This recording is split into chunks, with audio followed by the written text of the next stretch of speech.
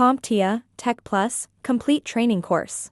Exam Objective 2.5 Compare and contrast common types of input and output device interfaces. DisplayPort. A few years after the release of HDMI, in 2008, we were given the DisplayPort graphic device interface standard. Since 2008, DisplayPort and HDMI have been battling it out for top spot. In fact, the battle is so heated, many manufacturers are providing both HDMI and DisplayPort interfaces on their computing devices to allow users to choose for themselves. So let's cover the basics of DisplayPort. It comes with a 20-pin connector, provides audio and video data streaming, and uses digital signaling. Sounds a lot like HDMI, doesn't it? So how are these two standards different?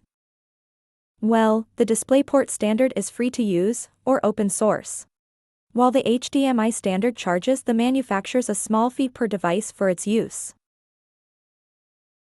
One last note, DisplayPort has a mini cousin. The Mini DisplayPort. This connector was developed by Apple and provides a smaller physical interface that is great for smaller computing devices that have very little space for ports. A few examples of devices that use the Mini DisplayPort interface are MacBook Pro, MacBook Air, and MacBook Mini. Also worth noting, Mini DisplayPort is gradually being replaced in favor of the USB-C and Thunderbolt standards, which offer more versatility and compatibility with a wider range of devices.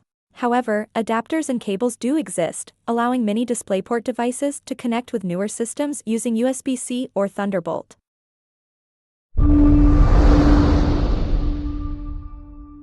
Thank you for watching. Subscribe for more great content.